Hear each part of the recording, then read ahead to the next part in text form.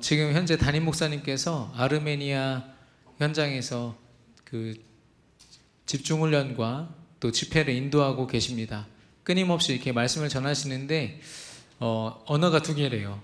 러시아어랑 아르메니아어. 그래서 통역이 두 번 하는 겁니다. 그러니까 말씀 시간이 보통 3배인 거죠. 우리가 하는 말씀 시간에. 근데 방금 전에 들어온 비보로는요. 거기에 에어컨이 없대요. 39도, 40도. 예. 담임 목사님이 어떻게 살고 계신지가 벌써 궁금해지는데 그 모든 여정이 하나님이 붙드시고 인도하셔서 무너지지 않는 절대 제자와 시스템이 세워지는 여정 될 줄로 믿습니다. 이게 우리 강환국 목사님, 천안의 예수한 교회 목사님께서 10년 동안 아르메니아 제자를 찾기 위해서 사역하시다가 그곳에 몇몇 교회들이 연결돼서 이번에 사역을 가시는데 세종 반석교회 담임 목사님이신 정영현 목사님도 가셨어요. 거기는 부교육자가 없으시거든요. 그래서 우리 김영호 선교사님께 요청을 하셨습니다. 지금 현재 김영호 선교사님께서 11시 예배 메시지를 또 인도하고 계십니다. 우리 선교사님의 발걸음을 두고 성령 충만 오력 주시라고 여러분 또한 기도해 주시기를 바랍니다. 저와 여러분은 하나님의 절대 계획 속에 있습니다. 여러분 믿으십니까? 하나님이 그 계획을 우리에게 허락하셨고 하나님이 그 계획대로 인도하시며 하나님이 성취하실 줄로 믿습니다. 예, 그래서 이 계획은요, 믿는 사람은 누구도 막을 수가 없어요. 예, 하나님을 이길 존재가 이 땅에 이 세계 가운데 없기 때문에 누구도 막을 수 없는 거 있죠. 그럼 우리는 그 절대 계획 속에서 뭘 해야 되냐? 절대 언약을 붙잡아야 됩니다. 하나님이 내게 주신 언약, 예수가 그리스도 되시는 언약, 내게 예수가 그리스도 되시고 주인 되시는 언약, 그리고 그 언약을 붙잡은 자에게 하나님은 절대 주권으로 역사하시는데 성경의 인물들을 보니까 요셉을 보십시오. 하나님의 절대 주권을 내가 좀 두려울 때 하나님 살아계셔 이런 게 아니라니까요. 노예로 팔려갔어요. 근데 그의 믿음과 하나님을 확신하는 절대 주권이 어느 정도였냐? 애굽을 복음화할 것이다. 이 믿음을 가지고 있었던 거 있죠. 다니엘이 포로로 끌려갔습니다. 나라가 없어졌어요. 완전 식민 통치를 받게 됐거든요. 그런데 이 다니엘이 바벨론에 끌려가서 했던 생각은 우리가 망했구나가 아니라 하나님이 나를 통해서 바벨론을 복음화하시겠구나. 절대 주권을 확신하는 자의 중심입니다. 저와 여러분이 어쩌면 세계 복음화가 멀리 있게 느껴지기도 하고 어렵기도 하고 아직 잘 모르겠기도 하고 그러나 하나님이 약속하셨고 절대 주권으로 함께 하시기에 반드시 성취될 줄로 믿습니다. 이 여정을 절대 여정이라고 합니다. 하나님이 인도하시는 여정. 그냥 내 발로 걸어가고 내가 힘겹게 살아가는 그 시간들이 아니라 하나님이 정확하게 인도하시는 여정. 그 여정 가운데 우리가 받을 응답은요, 이 강단에서 3가지 뜰이라고 WRC 내내, WVRC 내내 선포가 되었는데 우리 교회에 3가지 뜰이 세워질 뿐 아니라 정말 이 대전과 우리나라와 세계를 살릴 수 있을 만큼의 3가지 뜰의 시스템을 하나님이 우리 교회에 허락하실 줄로 믿습니다. 근데 이게 우리 담임 목사님께 주신 어떤 인간적인 목표, 건물을 좀 지어야겠다. 이 앞에 좀 병원 건물을 좀 잘 사보자. 이 얘기가 아닌 거 있죠. 하나님의 절대 응답인 줄로 믿습니다. 하나님이 주실 수밖에 없고 반드시 성취하실 것입니다. 이번에 제가 리더 수련회 때 우리 렘넌트들과 함께 갔거든요. 저희 교회에서 이제 20명 이상 렘넌트들이 참여하고 사역자들이 함께 갔는데 거기 이제 세계 렘넌트 대회가 갑자기 이제 대구에서 진행이 된 거죠.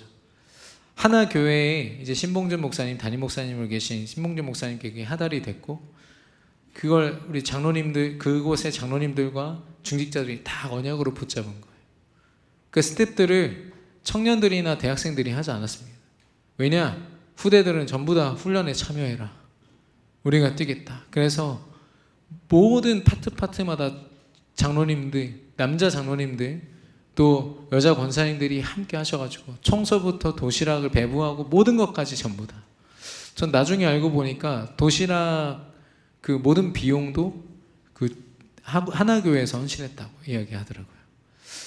지금 어떤 걸 비교하거나 이걸 얘기하는 게 아니라 하나님이 주신 이 미션 앞에 한 교회가 일사불란하게 움직이는 걸 봤거든요. 아, 우리가 받을 응답이구나. 하나님이 어쩌면 모델로서 제게 보게 하신 걸지도 모르겠어요. 그러나 그게 인간의 노력이나 어떤 조직력으로 되는 게 아니라 하나님이 허락하실 절대 응답인 줄로 믿습니다. 오늘 제목이 하나님이 주신 것입니다. 우리가 제일 많이 속는 게 내가 가진 거거든요. 내가 얼마나 가졌냐. 물론 가진 걸 이렇게 보고 있으면, 내가 갖춘 걸 보고 있으면, 내가 열심히 해서 이룬 것들을 보고 있자면 되게 이렇게 뿌듯할 때가 있죠. 기분도 좋고요. 없을 때보다 더 풍족하게 느껴지지 않습니까? 그리고 무엇보다도 뭔가를 가지고 있으면요, 사람들의 시선과 사람들의 나를 향한 평가가 달라져요. 그러니까 이걸 놓을 수가 없는 거죠. 내가 뭘 가졌느냐가 당장 나를 판단하는 기준이 됩니다. 이번에 PK 수련회, 목회자 자녀 수련회 가니까 미자립 교회들이 70% 이상이잖아요. 그 렘넌트들, 같이 방을 쓰는 렘넌트들을 보니까 선교사님 아들들도 있고, 한 중국 선교사님 아들 둘이가 같은 방이었거든요. 근데 거기는 이미 선교사님이 블랙리스트에 올랐고, 지금 계속해서 막 옮겨 다니면서 굉장히 힘든 좀 상황인가 봐요. 그러니까 렘넌트들이 중학생, 고등학생인데 아직 그런 상황들을 언약으로 해석을 못하니까 당장 힘든 거예요. 적응도 못하겠고 친구도 못 사귀고. 그런 속에서 자기를 보니까 너무 초라하게 느껴진다, 이런 고백을 처음부터 하더라고요. 마찬가지로 우리도 내가 가진 것으로 나를 보면 반드시 한계를 만나게 돼 있습니다. 아무리 많이 가져서 나는 뭐든지 할 수 있어 해도요, 반드시 무너지는 거 있죠. 그래서 하나님이 오늘 하나님이 주신 것에 집중하라고 말씀하십니다. 하나님이 주신 것만이 우리에게 의미 있다고 말씀하시거든요. 왜냐하면 내가 가진 것은요, 우리가 아무리 많은 것을 가졌어도 절대로 나 자신을 구원해낼 수 없어요. 내 영혼을 돌볼 수도 없고 살릴 수도 치유할 수도 없습니다. 그리고 더 중요한 건 내 주변에 죽어가는 영혼들을 내가 가진 것으로 살릴 수 있습니까? 사회복지나 좀 정신적으로 육신적으로 도울 수는 있지만 그 영혼을 하나님께로 인도해낼 수 없다는 거예요. 그래서 저와 여러분이 오늘 오직 하나님이 주신 것에 집중할 수 있는 그런 은혜 있기를 축원합니다. 이 내가 가진 것, 이 PK 수련회 때는 유광수 목사님이 심지어는 뭐라고 말씀하셨냐면 쓰레기라고 표현하셨어요. 북한이나 좀 빈곤 국가들 보면은 막 쓰레기통 뒤져서 아이들이 막 먹을 거 찾고 하잖아요. 여러분 거기서 영양가 있는 음식이나 물건이 나올 거라고 생각하십니까? 그냥 불쌍해 보이고 처량해 보이죠. 도저히 나올 곳 없는 곳을 막 뒤지고 있는 아이들이 너무 불쌍하고, 하나님이 보실 때는 소망이 없고 희망이 없는 우리 자신의 것에서 뭔가를 발견해내려는 우리의 노력들이 그렇게 보인다는 겁니다. 우리 자신이 오직 하나님 안에서 발견되기를 예수 그리스도 이름으로 축원합니다. 근데 심지어는 우리가 가진 것들조차도 하나님이 주신 거예요. 잘 생각해 보면 어느 것 하나 내 것이 아니라 하나님 것입니다. 그렇게 많은 걸 가진 바울도 고백합니다. 나의 나된 것 하나님의 은혜로다.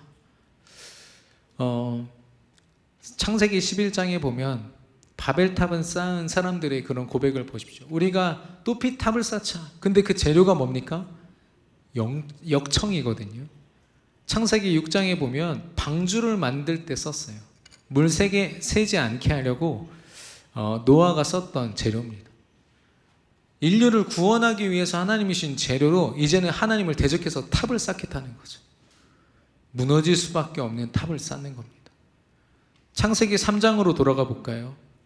하나님이 만드시고 창조하신 에덴 동산 한가운데 인간을 가장 복된 존재로 세우시고 마음껏 먹어라라고 하셨어요. 단 선악과는 먹지 마. 그 말은 뭡니까? 이거 마음껏 즐길 수 있지만 네 거 아니야. 내가 너에게 준 은혜야 라고 말씀하신 거거든요. 근데 사단의 속임수를 듣는 순간 선악과가 내 거가 된 거죠. 선악과를 먹는 모든 선택도요, 그냥 내 선택인 거예요. 내 인생의 주인이 내가 되는 거. 그 결과는 하나님을 떠나는 비참한 결과로 이어졌습니다. 저와 여러분이 가진 모든 것 하나님의 것으로 인정되기를 축원합니다.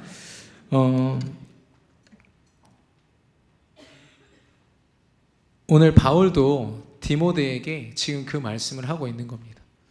디모데가 생각보다 좀 이렇게 여렸던 사람 같아요. 그 MBTI로 따지면 I 혹시 아십니까? I? 예. 외향적이지 않고 좀 내향적인 사람이에요. 그런 디모데가 가지고 있는 두려움을 향해서 오늘 바울이 이야기합니다. 하나님이 너에게 주신 것은 두려움이 아니야. 만약 우리 안에 두려움이 있다면 그건 하나님 주신 게 아닙니다.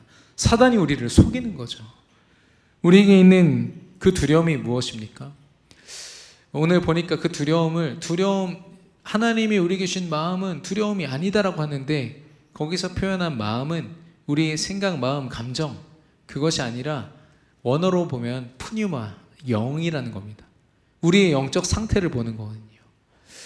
우리를 두렵게 만드는 것이 무엇입니까? 우리의 영적인 상태를 두려움으로 끌고 가는 게 무엇입니까? 첫 번째, 우리의 과거입니다. 우리의 과거의 상처와 잘못된 경험, 이런 것들이요, 우리의 발목을 잡는 거 있죠. 여러분, 올무에 잡힌 동물들 보셨습니까? 제가 이렇게 꿩이 잡혀 있는 거 봤거든요. 저희 작은 아버지가 시골에서 잡으신 걸 제가 봤는데, 잡은 지 한 3시간 정도 됐다고 하더라고요. 근데 그 꿩이 발에 털도 다 뽑히고요, 지금 살도 다 까졌어요. 왜냐하면 발버둥 쳤거든요. 올무에 묶인 채로 벗어날 수가 없는 거죠. 그 낚싯줄 하나도 못 끊어서 거의 죽어가는 그 모습을 보고 되게 불쌍했어요. 과거에 매인 우리의 모습도 마찬가지입니다. 하나님이 우리에게 모든 축복을 다 주셨는데 과거의 상처와 잘못된 경험에 매여 있는 우리의 모습들.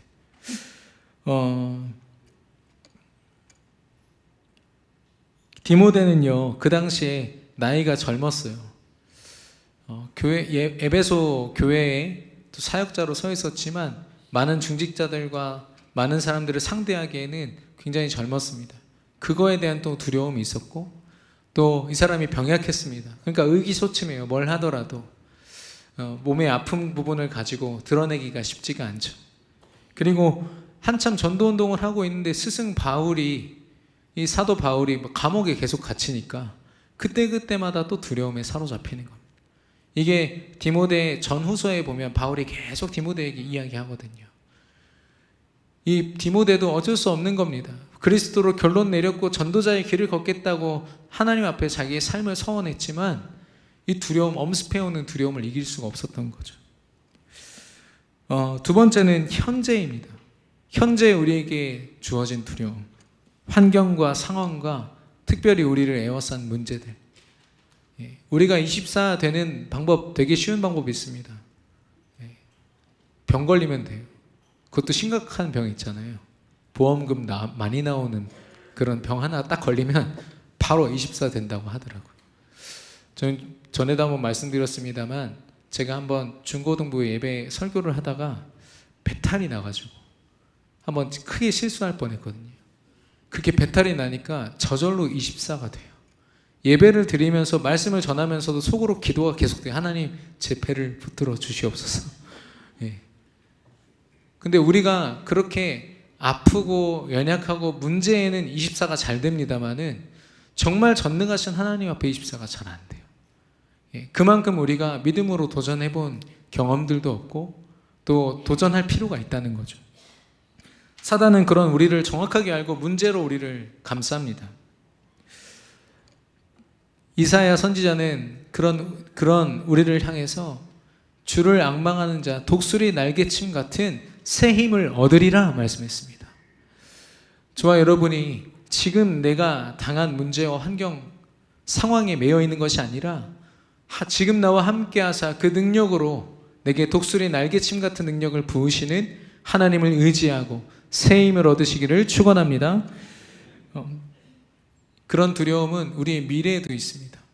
아직 오지 않은 미래인데 이렇게 하면 어떡하지? 저런 일들이 있으면 어떡하지? 우리 렘넌트들은요, 지금 대학 공부를 하고 또 자기 직장을 가지면서도 고민한다고 하더라고요. 앞으로 더 좋은 직업을 갖고 더 좋은 일을 하지 않으면 내가 곧 도태되지 않을까? 사람들에게 뭔가 인정받지 못하지 않을까? 이런 두려움에 계속 사로잡히는 거죠. 그런 우리에게 하나님 말씀하십니다. 마태복음 6장 25절 26절에 무엇을 먹을까 마실까 입을까 걱정하지 마라. 하늘의 새도 하나님이 돌보시는데 너희가 그 새보다 가치 있지 않냐? 하나님이 당연히 돌보실 것이다. 절대 미래를 염려하지 않고 두려워하지 않는 저와 여러분 되기를 축원합니다. 사실 제가 초등학교 5학년 때까지 되게 통통하고 귀여웠습니다. 아무도 안 믿으시겠지만, 그때 제가 이제 이 탐방초등학교에서 새머리 초등학교로 갔던 기억이 있어요. 그때 친구가 아무도 없어가지고 조용히 혼자 있었는데, 안 그래도 이제 아이들 앞에 서는 게 부끄러웠는데 체력 검정을 하겠다는 거예요. 검사를 하겠다는 거죠. 그래가지고 철봉 앞에 선생님이 우리를 세우고 턱걸이 할 수 있는 사람이 있죠. 못하는 사람이 있죠. 제가 못하는 쪽으로 갔거든요. 근데 남자는 저밖에 없었어요. 그게 얼마나 창피하던지. 거기서부터 이미 제가 좀 무너지기 시작했는데 턱걸이를 하니까요, 저희 옆에 여자애랑 같이 저를 붙여놨어요. 제일 첫 번째로 했습니다. 근데 이 여자애가 아니나 다를까 어깨가 좀 있더라고요. 두 번을 딱 하고서 딱 내려와서 흙을 탁 터는데 제가 옆에서 하나도 못했어요. 그때 제 안에 이상한 게 확 올라오더라고요. 네, 이거는 정복하고 말리라. 그때부터 쉬는 시간마다 나가서 턱걸이를 했어요. 결론부터 말씀드리면 3개월 정도 후에 8개 정도 할 수 있는 체력이 됐어요.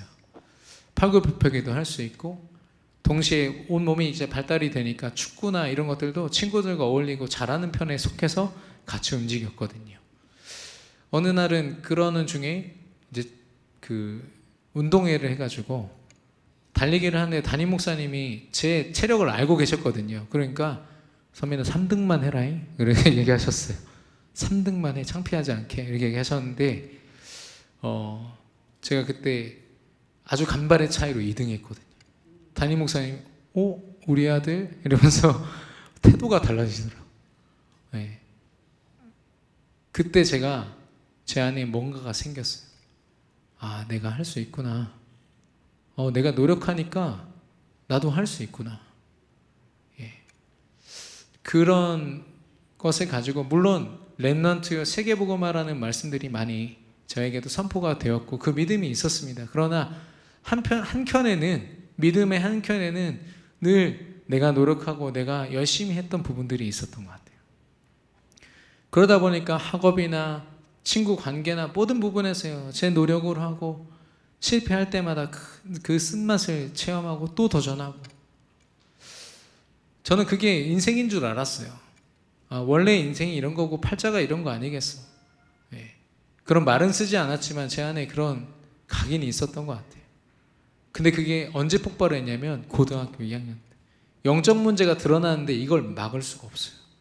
제 힘으로 막을 수가 없어요. 아무리 노력하고 제가 할 수 있는 모든 걸 총동원했는데요, 그 시간이 최고로, 인생 전체를 통틀어서 최고로 괴로웠던 시간이에요. 그때 하나님 앞에 완전히 무릎 꿇고요, 하나님, 나 아무것도 못하니까 내 인생 책임져 주시고, 하나님이 이 문제 감당케 하시면 나 이제 더 이상 내 멋대로 살지 않고 하나님께 내 인생 드리겠습니다. 나 목회자로 받아달라고. 그랬더니 하나님께서 그 답으로 지금까지 저를 인도해 주셨어요. 여러분 안에 혹시 무너지지 않는 나만의 것이 있습니까? 하나님이 주신 것으로 오늘 완전히 뒤바뀌게 되기를 예수님의 이름으로 축원합니다. 하나님이 주신 것이 무엇입니까? 디모데후서 1장 6절에 보니까 바울이 얘기합니다. 네 속에 하나님이 주셨다.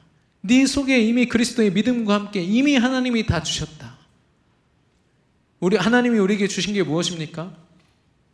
안테나, 플랫폼, 파수망대, 많은 단어들이 있지만 오직 예수 그리스도를 우리에게 허락하신 줄로 믿습니다.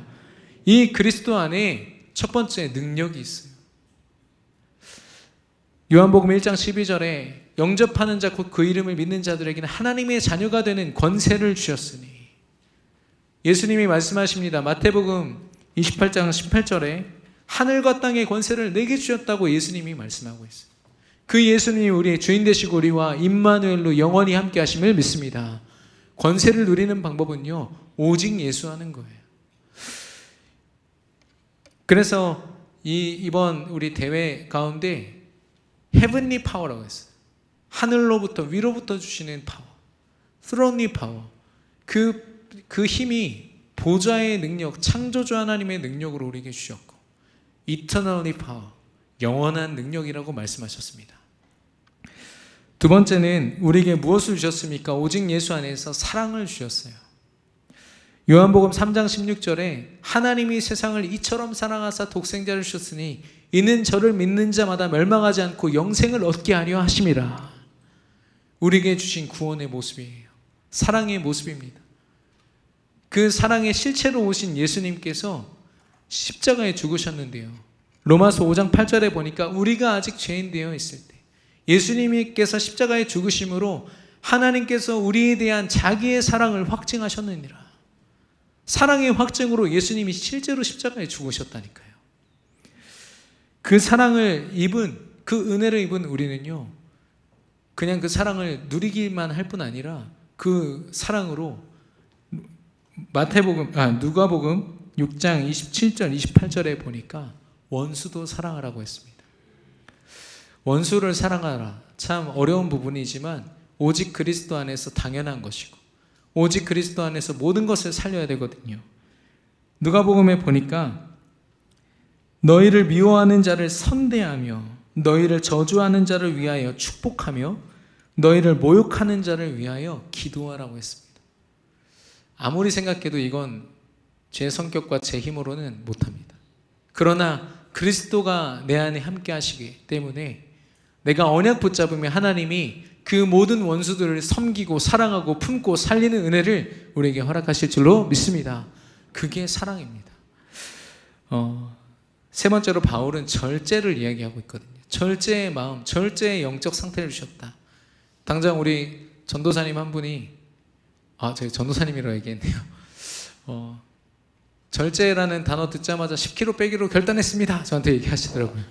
그건 말씀 잘못 붙잡으신 겁니다. 제가 얘기했는데, 내가 뭘 하고 안 하고의 그런 절제를 이야기하는 게 아닙니다. 여러분 절제하실 수 있습니까? 우리가 계획한 거 다 여러분 도전하고 성취가 가능하시던가요? 여기서 말하는 절제는 뭐냐면 하나님 앞에 완전히 무릎 꿇은 상태를 이야기합니다.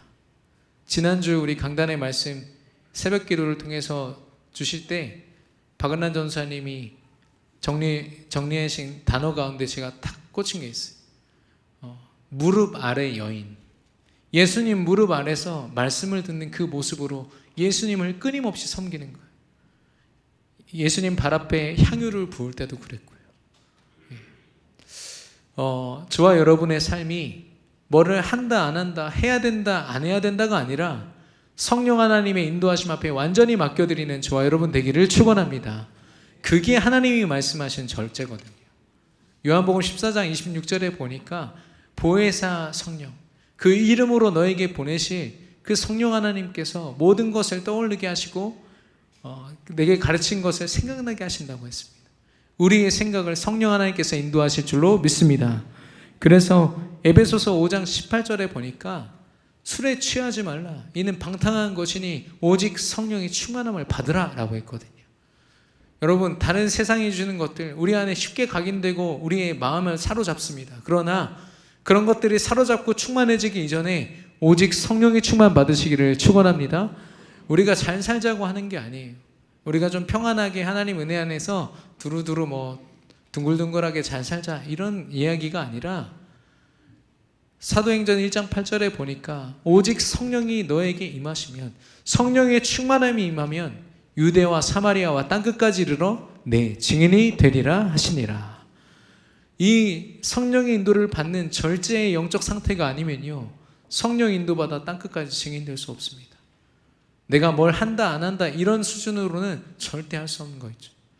이번에 그 훈련 속에서 제일 많이 들었던 단어 중에 또 하나가 콜라 뚜껑이었어요. 콜라 뚜껑만한 그릇에 아무리 쏟아 부어봐라 콜라 뚜껑만큼밖에 안 들어간다. 그러나 전 세계를 담을 만한 그릇이 하나님께 있고 그 하나님께 전적으로 인생을 맡긴다면 하나님이 그 그릇을 돌보실 것이다 말씀하셨거든요. 저와 여러분에게 하나님의 능력을 힘입고 또 하나님의 사랑으로 현장을 살아가며 하나님의 절제되는 영적 문제, 영적인 상태를 통해서 세계복음화의 증인으로 쓰임받는 우리 모든 성도들 되시기를 축원합니다. 이게 바울이 말하는 하나님이 주신 것입니다.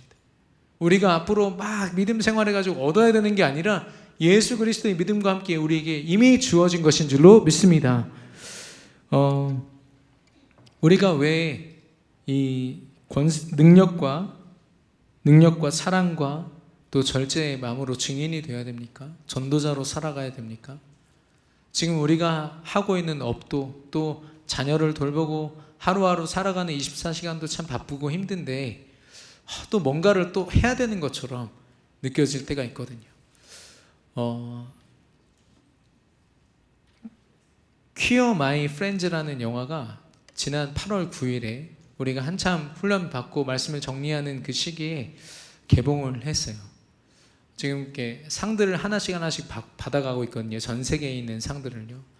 다큐멘터리 영화인데 한 남자가 2014년도에 커밍아웃을 합니다. 나는 남자를 사랑한다. 남자인데요. 그래서 그걸 가지고 이제 자기는 이제 군인이 꿈이니까 한국 군대에 입대를 했는데 도저히 안 되는 거예요. 정서상. 그래서 독일 군대에 입대했다가 우울증이 도져서 다시 미국 군인으로 입대해서 지금 그 여정을 다큐멘터리로 찍은 거죠. 그런데 이거는 뭐 이런 작품들은요 이미 수두룩합니다. 그 유튜브에도 보면요 그 퀴어라고 치시면 동성애에 관련된 그런 자료들이 나오거든요. 물론 거북하실 수도 있지만 한번 보십시오. 얼마나 큰 영적 문제 속에 이 미디어가 있는지. 근데 저는 더 화가 났던 게 뭐냐면 이 남자 여자의 그 관계에 있어서는 이렇게 노출이 있으면 바로 이렇게 미성년자가 볼 수 없도록 걸잖아요. 근데 동성애는 그렇지가 않아요. 꽤 높은 수위까지 그냥 완전 어린 아이들도 확인할 수 있게 그냥 풀어놨어요.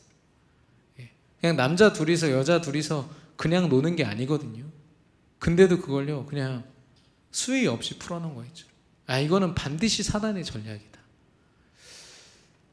근데 아까 말씀드렸던 퀴어 마이 프렌즈라는 영화 그 주인공과 그 감독이요 완전히 기독교인이에요. 평생 동안 하나님 섬겼고 지금도 교회를 다니고 있어요. 이 남자분은 교회에서 헌신도 했던 사람이고 이 여자 감독은 그 기독교 가문에서 자란 장녀입니다. 교회에서 헌신했던 사람. 뭐가 문제냐고 했을 때는 동성애도 뭐도 아니 오직 예수가 없다. 이 사람들이 오직 예수 그리스도를 단 한 번도 그리스도로 들어본 적이 없는 거죠. 이런 현장이 질비합니다.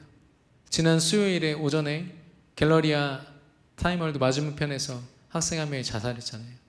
알고 보니까 유성에 있는 무슨 고등학교 학생이라고 하더라고요.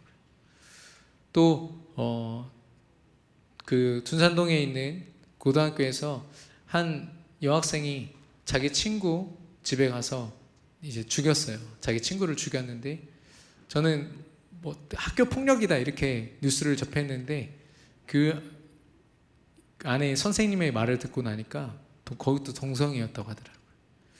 사랑했던 사람이 이제 떠나니까 그거에 대한 복수를 한 거죠. 이런 영적 문제들. 이제 각 대학마다요 마약 예방 훈련 그리고 마약 중독 치료 이게요 정식 커리큘럼으로 들어옵니다. 홍콩이라든지 지금 모든 선진국에는 이미 들어와 있고요. 우리나라에도 이제 들어오고 저는 이거를 모건대학교에서 들었어요. 모건대학교가 우리 대전 대표 기독교 학교 아닙니까? 이미 마약이 다 퍼진 거예요. 여러분이 살아가고 있는 이 현장은요 영적으로 보지 않으면 보이지 않습니다. 하나님이 저와 여러분을 왜 증인이 되라고 하셨냐면 우리가 증인되지 않으면, 복음 가진 우리가 서지 않으면 말할 사람이 없으니까.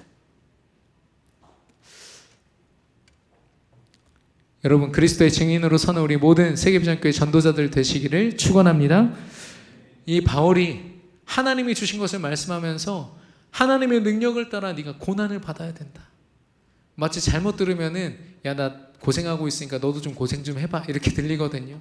근데 바울이 말한 건 그런 고난이 아니죠. 예수님이 이미 마태복음 16장 24절에 12 제자들에게 말씀하십니다. 마태복음 16장 16절에 주는 그리스도시요 살아계신 하나님의 아들이십니다. 베드로가 고백했잖아요. 그 고백을 들으신 예수님께서 지금 이야기하고 있어요. 너희들은 자신을 부인하고 자신의 십자가를 지고 나를 따라와야 될 것이다 말씀하고 있어요. 이게 언약의 여정입니다. 나를 부인할 수 있어요. 내 안에 있는 창세기 3장 6장 11장 하나님을 떠나서 높게 세워져 있는 고린도후서 5장 10장 5절에 보니까 그리스도를 대적하여 높아진 모든 것들을 무너뜨리고 예수 그리스도 앞에 복종하게 한다라고 말씀했어요. 오직 예수 앞에 완전히 무릎 꿇고 복종하시기를 축원합니다. 하나님이 주신 그 말씀 앞에 우리의 삶이 복종되어질 때 그게 비로소 나를 부인하는 자의 모습이에요. 또 자기 십자가를 지고 라고 말씀하셨거든요. 우리가 각자의 업을 가지고 있고 전문성과 하나님이 허락하신 현장이 다 다릅니다. 가정 현장도 다르고요. 그러나 그런 것들이 하나님이 내게 주신 십자가예요. 사명입니다. 고생하라고 하나님이 우리에게 문제와 어려움을 주신 게 아니라 하나님은 축복으로서 우리에게 허락하신 줄로 믿습니다. 절대 계획을 가지고 우리에게 주신 하나님이요, 우리를 이 하늘에 나는 새보다 더 귀중한 우리를 반드시 승리와 성공의 자리로 인도하실 줄로 믿습니다. 육신적인 성공이 아닐지라도 정말 하나님의 세계복음화에 쓰임받고 우리의 업과 또 우리 렘넌트들의 학업이 하나님의 영광을 드높이는 일에 쓰임받게 될 줄로 믿습니다. 그래서 우리가 십자가를 얘기하면은 보통 우리 렘넌트 사역자들 있잖아요. 초등부나 우리 중고, 특별히 우리 중고 렘넌트 사역자들은 여러분 사역자가 아니라 선교사라고 생각하시면 돼요. 완전 다른 문화에 있는 아이들을 선교하러 가신 거예요. 대화해 보면은 어느 순간에 대화가 잘 안 될 때도 있어요. 그래서 오직 복음 말고는 다른 접근을 하면 아이들이 벌써 눈치챕니다. 아이들이 얼마나 약사 빠른지. 이 렘넌트들을 이제 사역한다고 할 때 나는 십자가를 집니다 이렇게 표현하거든요. 그건 잘못된 겁니다. 십자가는 고생이 아니라 승리의 상징이요, 흑암이 무너지고 하나님 나라가 세워지는 응답의 축복인 줄로 믿습니다. 우리 자기 십자가를 지고 나아간다. 하나님 주신 사명이고요. 그래야만 예수 그리스도를 따라갈 수가 있어요. 이 예수님을, 이 믿음을 쫓았던 사람들, 베드로에게 사람을 낚는 어부가 되게 하리라 예수님 말씀하시니까 베드로가 자기가 평생 동안 들고 있던 금을 버려두고 배에 버려두고 안드레랑 같이 예수님을 쫓아갑니다. 물론 잠깐 다시 돌아오는 시간이 있었지만 그때부터 평생을 예수님 쫓아서 예수님이 승천하신 이후에도 예수 그리스도만 증거하다가 순교하기까지 자기 인생을 드리는 그런 전도자가 됐거든요. 엘리사는 어떻습니까? 엘리야가 너 선지자 되지 않겠냐라고 권유했을 때 엘리사가 분홍이었어요. 키우는 가축도 많았고 그 당시에 가진 게 많았는데 그거 다 내려놓고 잔치를 베푼 후에 모든 것을 다 내려놓고 맨몸으로 그 여정을 걸어가거든요. 믿음의 여정을요. 자신을 부인하고 십자가를 지고 예수님을 따라가는 저와 여러분 되기를 예수님의 이름으로 축원합니다. 그래서 이 사람을 저는 대체 불가능한 전도자라고 명명하기로 했습니다. 여러분은 누구나 할 수 있는 전도, 그냥 내가 좀 도와줄게 이런 전도가 아니라 여러분이 아니면 할 수 없는 전도, 그 여정을 걷고 계신 전도자들인 줄로 믿습니다. 우리 옆 사람을 축복하겠습니다. 당신은 대체 불가능한 전도자이십니다. 아멘. 결론적으로 이 바울이 디모데후서 1장 1절에 보니까 디모데에게 자기를 소개할 때 뭐라고 했냐면 생명의 약속대로 하나님 앞에 사도로 부름받은 바울이다. 사도 바울이다. 이렇게 자신을 표현하고 있습니다. 자신의 여정이 뭐 전도도 많이 했고 뭐도 했고 해서 내가 이 자리에 왔다가 아니라 자기가 가장 사랑하는 아들과 같은 스승에게 이 믿음의 바톤을 전달해 줄 때 내가 이 지금까지 걸어온 여정 하나님이 생명의 약속 언약대로 나를 인도해 오셨다. 너 하나님이 주신 것으로 오직 말씀을 따라서 이 여정 걸어가라. 지금 이 이야기를 하고 있는 겁니다. 우리가 어떻게 생명의 약속을 따라갈 수 있죠? 강단의 말씀에 생을 거시기를 축원합니다. 강단의 말씀을 붙잡고요. 기도하는 그 시간이 여러분에게 가장 행복한 시간이요. 하나님이 여러분을 각 현장에 그리스도의 망대로 세우시는 축복된 시간이 될 줄로 확신합니다. 그래서 이번 메시지 때 우리에게 해당된 시간은 24시간이다. 24시간을 얼만큼 하나님께 집중하느냐가 관건인데 이 24시간의 응답을 어떻게 25의 하나님의 능력으로 누리느냐. 여러분 24시 강단의 말씀을 통해서 25의 응답을 체험하는 이번 한 주 되시기를 축원합니다. 근데 이제 바울이 디모데에게 하나 더 이야기하죠. 부끄러워하지 말라고. 두 가지를 이야기합니다. 내가 우리 주를 증언함과 또 주를 위하여 갇힌 자 된 나를 부끄러워하지 말아라. 이렇게 얘기하거든요. 복음을 증거하는 것. 물론 여러분의 업의 현장에서 복음이 증거되고 다락방 하나 시작되는 게 정말 그렇게 쉬운 일은 아닌 줄 믿습니다. 그러나 그 또한 우리가 하는 것이 아니라 하나님이 하시는 것이기 때문에 우리 모든 중직자들 산업 현장과 우리 렘넌트들의 학교와 학원 복음화 현장에 하나님이 그 시스템들을 세우시고 축복하실 줄로 믿습니다. 그래서 우리가 그걸 부끄러워하지 않는 마음 하나님이 분명히 허락하실 것이고 또 주를 위하여 갇힌 자 된 나를 부끄러워하지 말라고 했어요. 복음 전하다가 어려움 당할 수 있는 겁니다. 당장 우리 청년 한 명도 같이 붙어서 일하는 동료들한테 복음 전했더니 소문 돌았대. 복음 전한다고. 그런데 저한테 이야기하더라고요. 목사님 저 상관없습니다. 하나님이 책임지시지 않겠습니까? 제가 기도를 안 하는 것도 아니고 무식하게 하는 것도 아니고 진짜 성령 인도 받아서 하는데 하나님이 나를 지키실 줄로 믿습니다. 벌써 많은 동료들에게 복음 전하고 또 몇몇은 영접해서 다락방이 시작됐거든요. 말씀 운동이 시작됐습니다.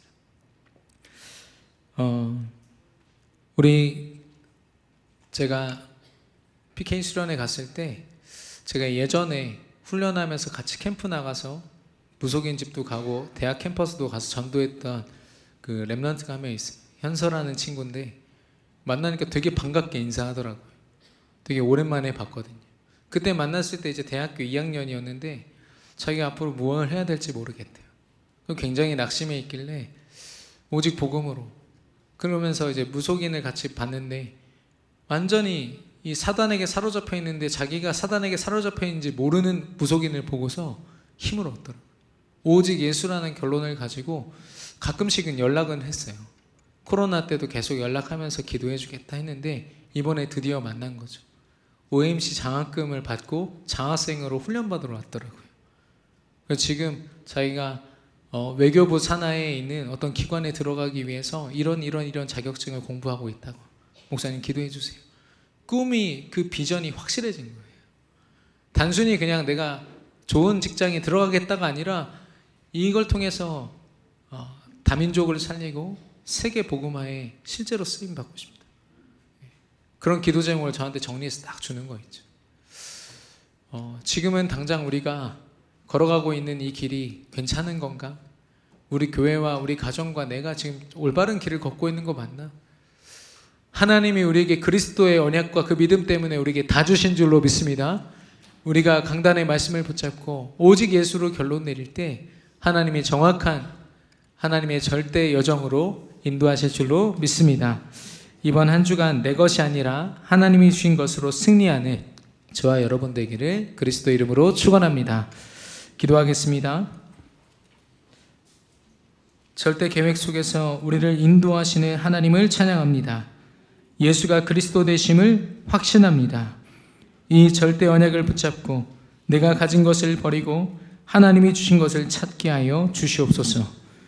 두려움에 사로잡혀 있는 우리의 영적인 상태를 치유하사 그리스도의 권세로 승리하며 그리스도의 사랑으로 모든 것을 수용하고 품으며 성령의 인도와 충만함으로 증인의 삶을 살게 하여 주시옵소서. 오직 예수의 이름과 믿음 앞에 자신을 부인하고 십자가를 지고 오직 예수만 따라가는 대체 불가능한 전도자가 되게 하여 주시옵소서. 우리에게 주신 복음을 부끄럽게 여기지 않을 담대함을 허락하실 줄 믿사오며 우리 일생의 주인 되시는 우리 주 예수 그리스도 이름으로 기도드렸습니다. 아멘.